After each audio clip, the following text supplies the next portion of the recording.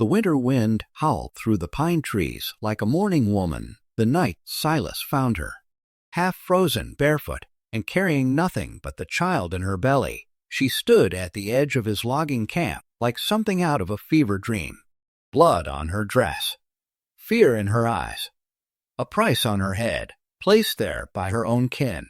The lumberjack who'd spent 20 years alone in these mountains suddenly faced a choice that would either break his solitary heart or teach it how to love again.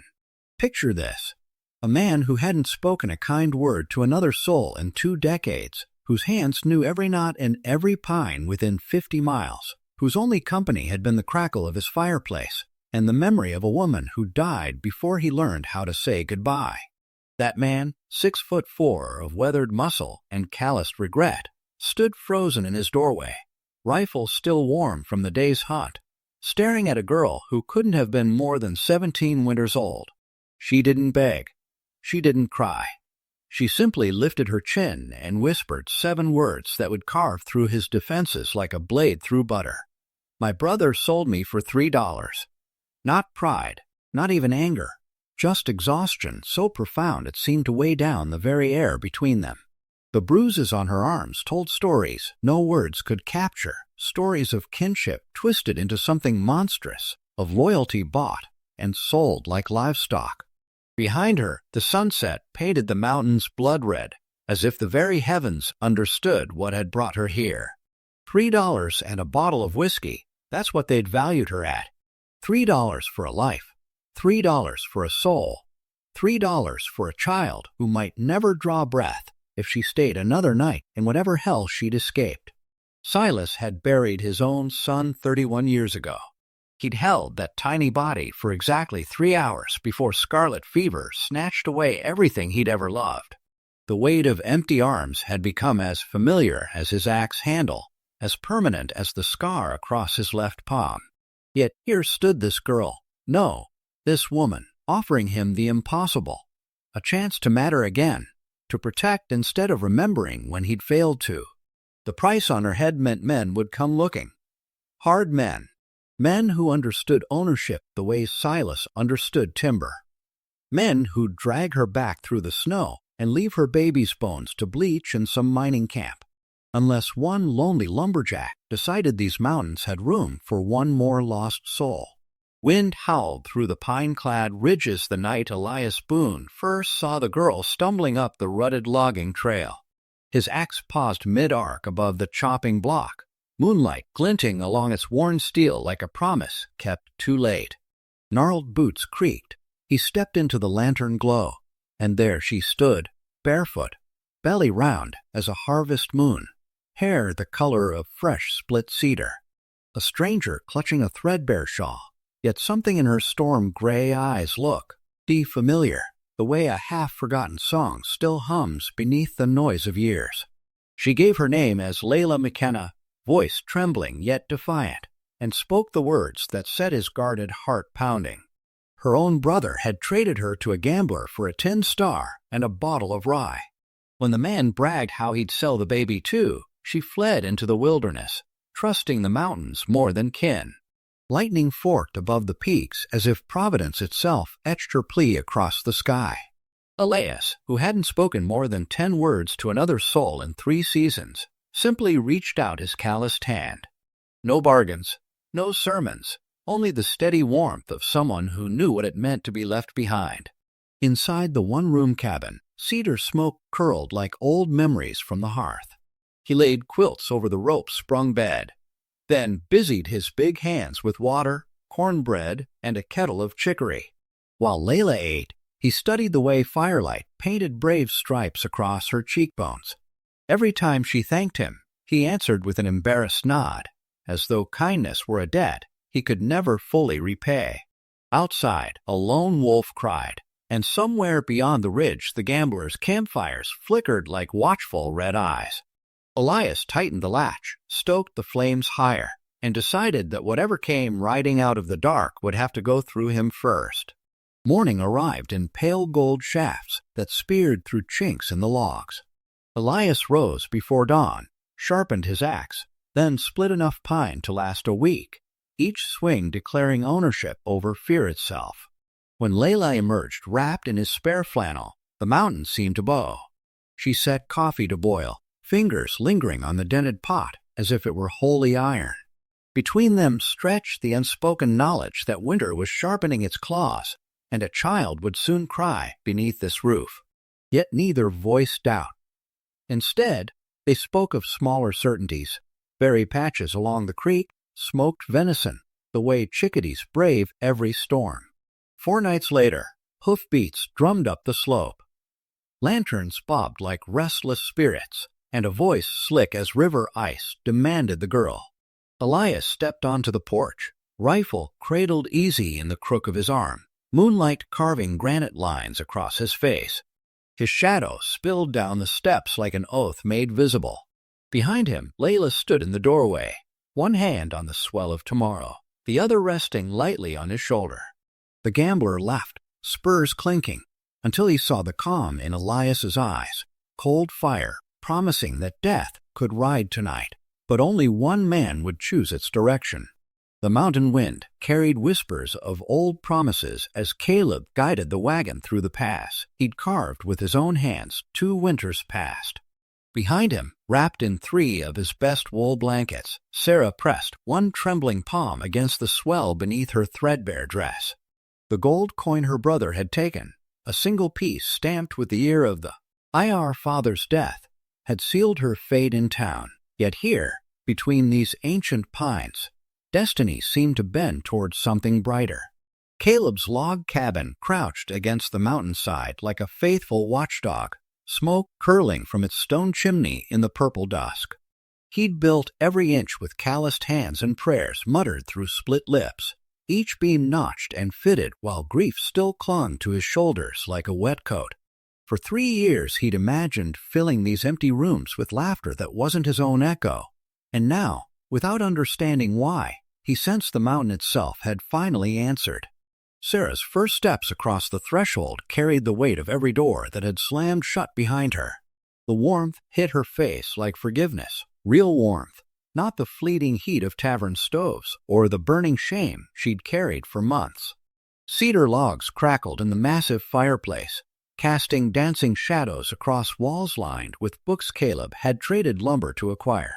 A bearskin rug, thick and soft as hope, stretched before the hearth where 2 chairs waited like old friends expecting company.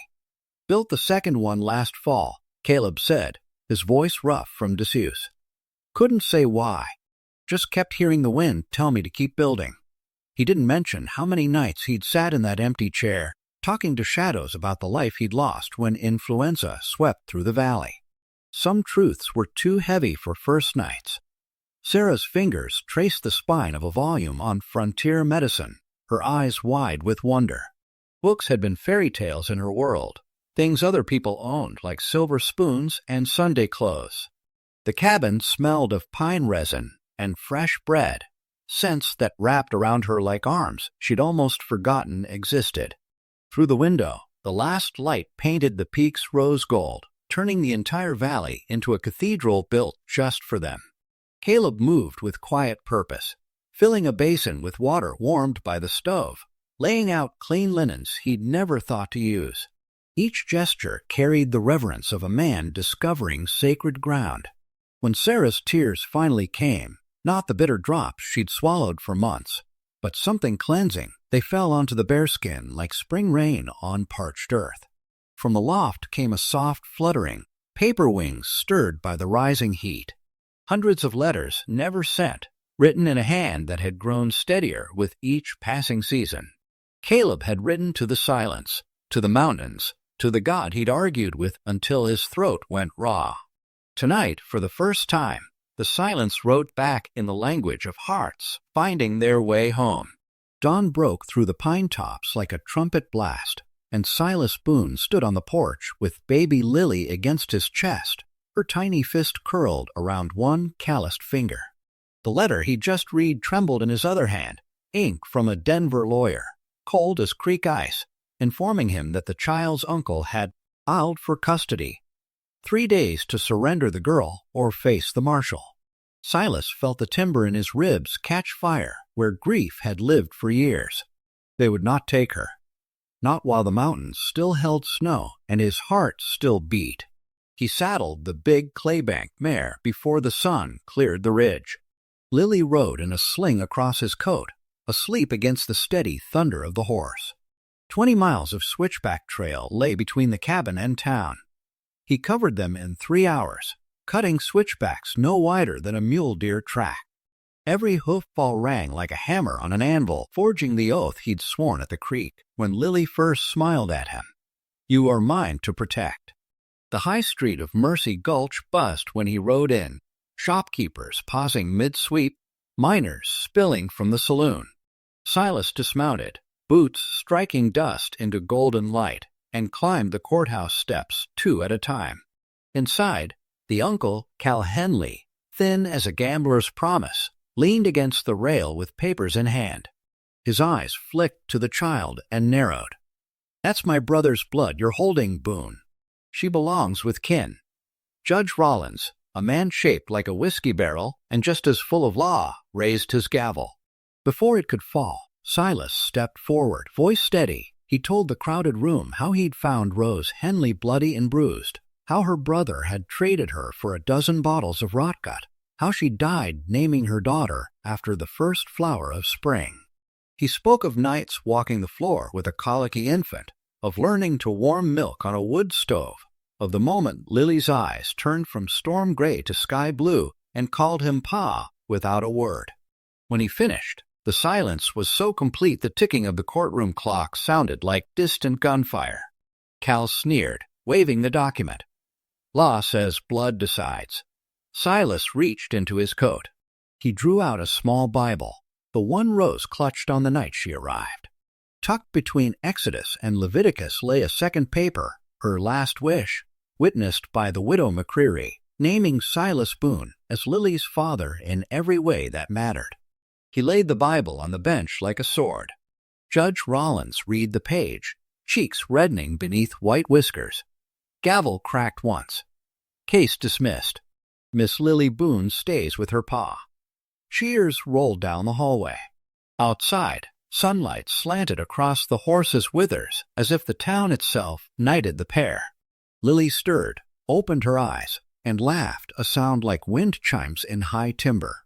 Silas touched his forehead to hers. Back in the saddle, they turned toward the mountains, where smoke curled from the cabin chimney in welcome. The trail home had never looked so bright. The first light of morning painted the ridge gold when Sarah stepped onto the porch, hand resting on the swell beneath her apron. Wind tugged loose strands of copper hair across her face, yet her eyes stayed fixed on Caleb as he swung the axe. Each arc cleaved the chill air, steel meaden, G-pine with a clean, hot crack that echoed like promise. Sweat darkened the neck of his flannel shirt. Breath steamed. Muscle and will moved as one. She had never seen a man labor so purely, as if the work itself were a prayer. Caleb paused, sensing her gaze. He wiped his brow with the back of a forearm, leaving a streak of bark dust. "Morning, little mama," he said, voice rough from cedar smoke and honest fatigue. The endearment slipped out unguarded. Color rose in his cheeks, but he didn't reel it back. Instead, he crossed the yard in 4 long strides and rested one calloused hand beside hers on the railing. Beneath both palms the wood still held last night's chill, yet heat leapt between their fingers like summer lightning. Sarah lifted her chin. "I figured it's time I earned my keep." She spoke without tremor, though the memory of her brother's grip still ghosted around her wrists. "I can mend harness, salt meat, keep the garden, anything but stand idle." A spark flashed behind the hazel of her eyes, fierce and sudden as sunrise through storm. Caleb heard in those words the echo of his own vow the night he'd carried her over the threshold. Never again would helplessness rule under this roof. He answered with a grin that carved dimples deep as bullet grooves. "Then today we ride to the high pasture. I need every hand I can trust." His thumb brushed her knuckles once, deliberate, before he turned to saddle the roan. The horse snorted, tossing its head. Caleb spoke low and steady, and the animal quieted. Sarah watched the way command lived in his shoulders. gentle yet unyielding, and something inside her unclenched like a fist finally allowed to open. They climbed the switchback trail single file, hooves striking flinty sparks. Sunlight streamed between pine trunks, turning dust motes to floating gold. At the crest the world unfolded, valleys stitched with rivers, peaks capped in eternal white. Caleb reined in, lifted Sarah down, and pointed toward a distant curl of smoke. "That's Turnbull's spread. He's been sending riders to test my boundaries since winter." The quiet steel in his voice told her this was more than lumber and land. It was the line between safety and the wolves that still tracked her scent. Sarah stepped forward, boots sinking into wild lupin. "Then we hold it together." She slipped her small hand into his weathered one. Wind whipped their joined fingers, yet the clasp stayed steady, fierce as a vow carved into living wood. Far below, the river glinted like a drawn blade, but here on the ridge 2 hearts beat in militant harmony, one wounded wanderer and one solitary man, ready to stand against whatever storm rode up the valley. Flames clawed toward the rafters of the burning barn, and yet Elias McCord strode through the smoke as if it were nothing more than a morning mist. Splinters and sparks rained around him, yet every step carried the calm certainty of a man who had already decided what he would trade for those he loved. Where beyond the roar, Sarah's voice rose, sharp, frightened, fierce, calling the names of 2 children who had vanished into the inferno. He spotted them first. Little Ruth clinging to her younger brother Caleb, both huddled beneath the loft ladder that was now a tower of fire. Elias ripped off his coat, soaked it in the trough, and flung the steaming wool over their small bodies. "Hold tight to me," he commanded, voice steady as granite. With one arm he cradled the children. With the other he swung the axe that had felled 1,000 trees, hacking a path through flaming beams that cracked like rifle shots. Outside, the night exploded with hoofbeats. Silas Brody's hired guns ringed the yard, rifles glinting in the firelight. Sarah stood in the doorway of the cabin, revolver steady in her blistered hands, protecting the threshold as though it were sacred ground. When Elias emerged, coat smoldering, children clutched against his chest, their eyes met across the chaos. In that single look passed, every vow unspoken. "I will not lose you. I will not falter. I will not let the darkness win." Brody rode forward, triumph twisting his mouth. "The girl and the brats belong to me, McCord. Step aside." Elias lowered Ruth and Caleb behind him, then straightened to his full height, a mountain of a man outlined by fire. "They belong to themselves," he answered, and the words rang like iron on iron. He raised the axe, not in threat, but in promise. What happened next unfolded like a legend already half remembered.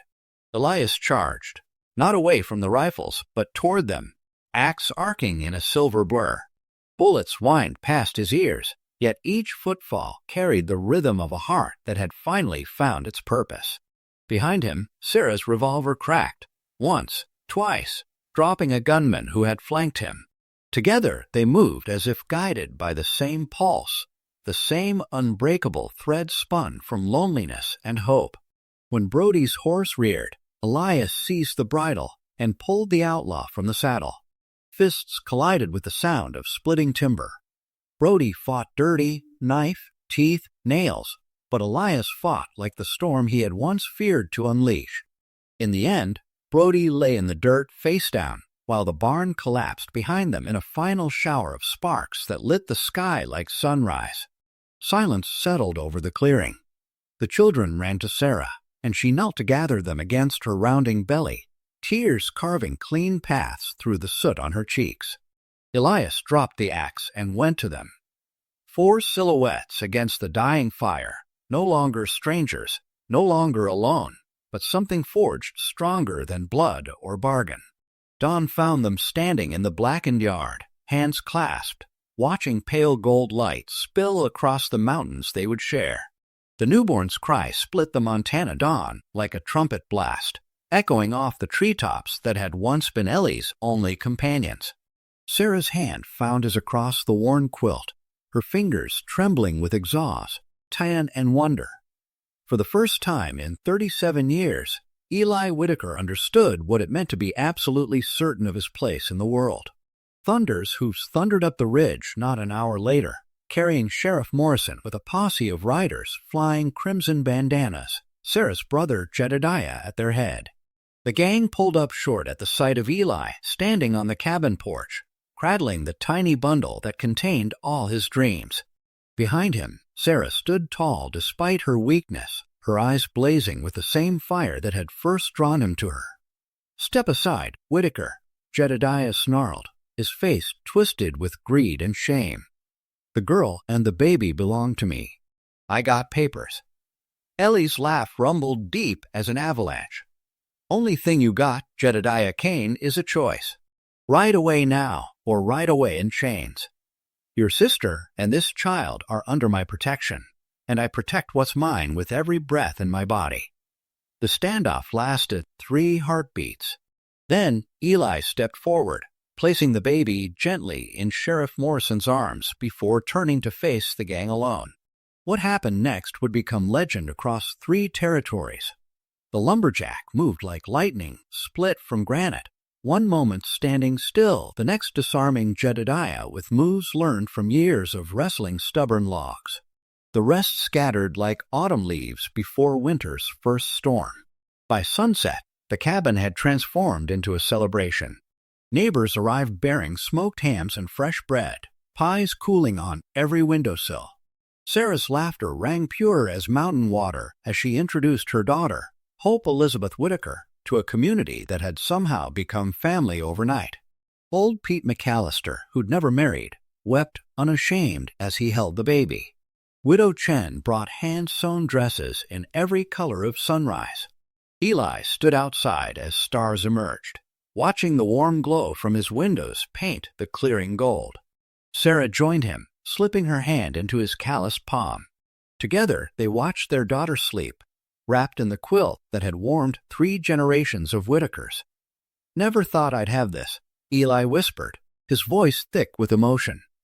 "Thought I'd die alone with my trees." Sarah pressed closer. "Trees don't keep you warm at night, Eli.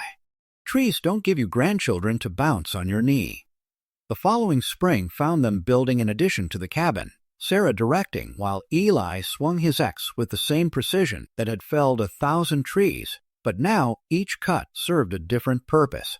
Baby Hope giggled from her basket, already reaching for the wildflowers that sprouted in the clearing her father had cleared with love instead of necessity. Years later, when folks spoke of the Whitaker place, they didn't mention the lonely lumberjack who'd once talked to trees. They spoke of the house that laughter built, where every board held stories of redemption, every nail sang of second chances, and where love had transformed a solitary man into the heart of something greater than himself. The pine trees stood witness, just as they had half a century before, their ancient arms swaying in the same mountain breeze that carried the laughter of 4 generations. Esther's hair had turned silver as moonlight, braided now with the same care Silas used when he shaped cedar planks for their first table. His hands, scarred by decades of honest work, trembled slightly as he pressed the gold band against her 4th finger, worn smooth by 50 years of sliding on and off while she kneaded bread or mended clothes. Their daughter Ruth stood beside them now, gray-eyed like her mother, holding the same fiddle old Pete had played at their wedding.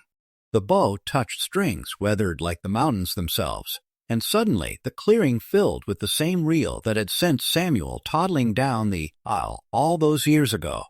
Only now Samuel towered beside them at 49, his own daughter's child balanced on his hip, that baby cooing at the great-great-grandmother who'd once been just a girl with blood on her dress and terror in her throat. The logging camp had become a town with Esther's name on the post office, and every man who'd stood behind Silas that spring morning had streets named after their families. But here in this clearing, nothing had changed except the faces. The same stones ringed the same fire pit where Silas had first wrapped his coat around those thin shoulders. The same mountain watched over them, patient as love itself. When the music paused, Esther stood, not as steady as she once was, but straight-backed as the pines. Her voice carried across the gathering, clear as mountain water. We built something here that Jedediah's $3 could never buy. We built a kingdom of kindness, one log at a time. Silas pulled her close then, the same way he'd held her through 50 years of winters and harvests, through babies born and buried, through storms that tried to shake their foundation but never could. Because what they'd planted in these mountains had grown deeper than roots, stronger than granite. Love wasn't born in a moment. It was carved from daily choices, from hands that learned to hold instead of hit, from hearts that chose to heal instead of harden. The sun set behind the peaks like a blessing, painting the sky the same gold as their wedding day. And in that light, Esther and Silas stood surrounded by everything their love had created, not just children and grandchildren, but a whole community that understood family isn't about blood or price or law. It's about who stands beside you when the wolves come. It's about who teaches your heart to beat again